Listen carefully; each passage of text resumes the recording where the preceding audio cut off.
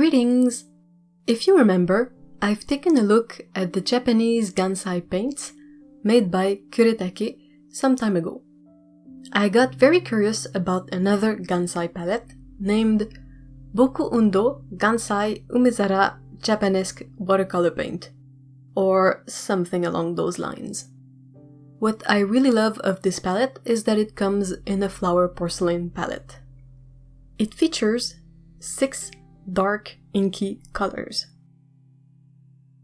I got this palette a long time ago, and then I got curious about another Gansai palette featuring dark inky colors. I couldn't figure it out at the time, but these are the same paints, only the packaging and presentation is different. I love the look of each of these sets, my only regret being that I can't remove the sticker on the paper packaging of the pan set without messing up the pretty paper underneath. The colors in these sets, as far as I can find, are reddish black, yellowish black, greenish black, bluish black, purplish black, and brownish black. As we can see with the swatches, both sets feature the exact same colors. The paints were super easy to reactivate and to use. What I love of the Gansai pans is the surface available to work the paint. The flower palette also offers enough room to work in a big brush.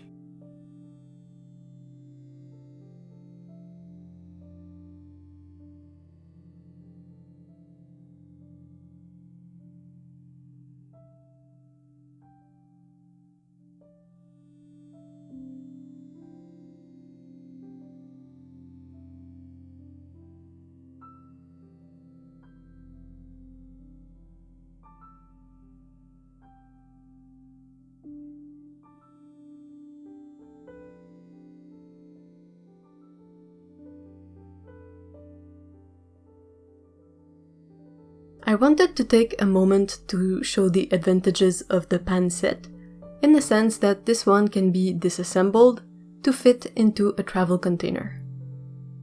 I don't have a tin that accommodates the 6 pans, but it's really easy to fit a couple in an Altoids-sized tin.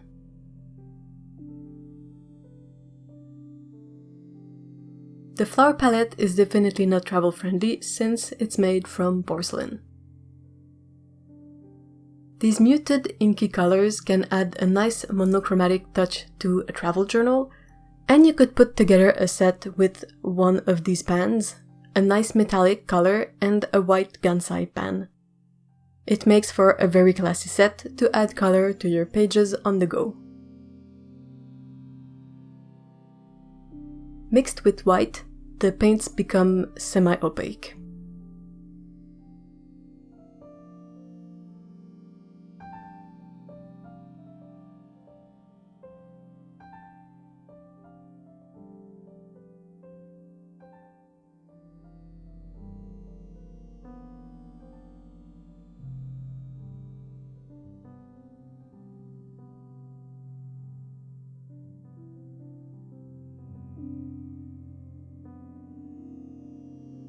To try out these paints, I wanted to paint a monochromatic, foggy landscape. However, I ran into a big issue very early on, in that these colors reactivate incredibly easily. It's impossible to layer them without making a mess, at least on this sketchbook's paper. Anything too wet or that you work too much will completely pick up the color that's underneath. Glazing is not much of an option with these paints.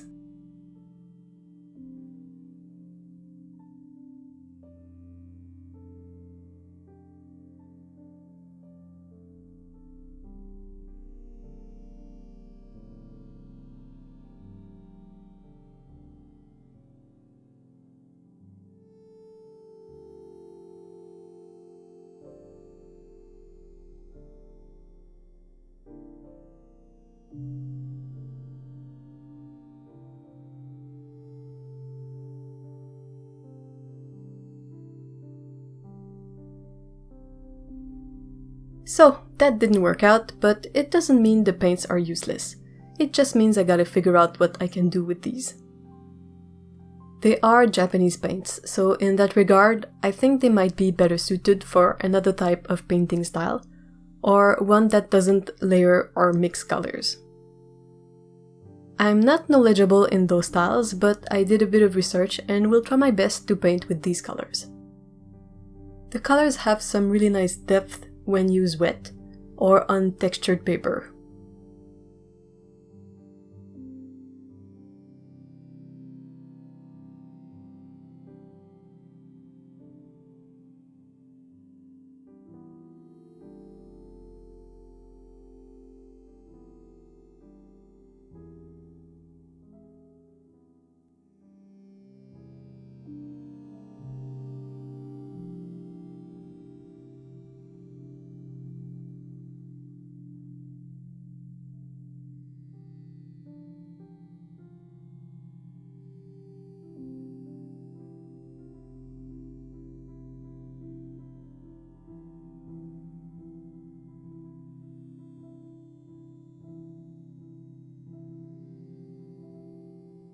I picked a sheet of 140-pound cold-pressed cellulose paper to try some mixes on paper. I love the way these colors dry. They have an effect almost like soft backgrounds. I'm aware that Western watercolor paper is not the most compatible surface for these paints, but it's the easiest to find here.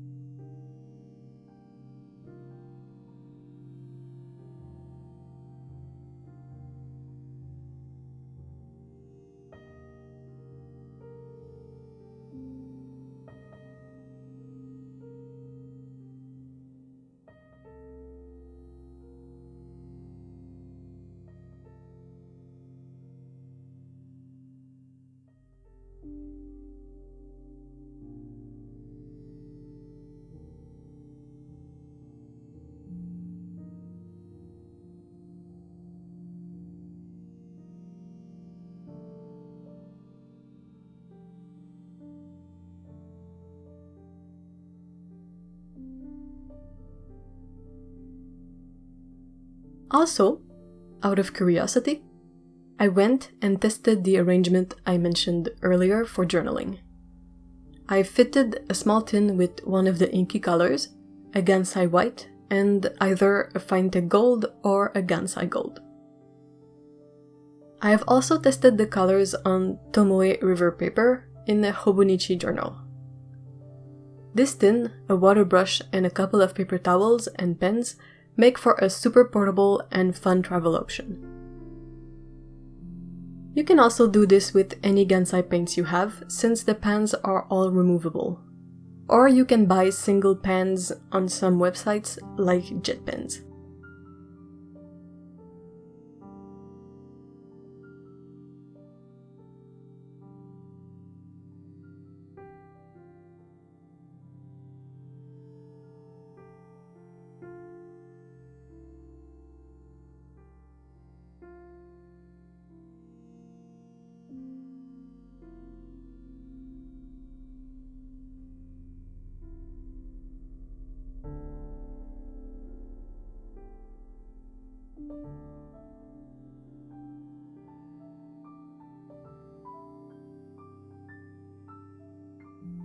If you'd like to know more about Gansai paints, I'd highly recommend checking out Shade's video and blog post on the topic. I come back to it all the time, it's super clear, complete, and interesting, like all our videos. That's it for these paints. Do you have these? Have you tried Gansai paints before? Let me know what you think. Have a great day, bye bye!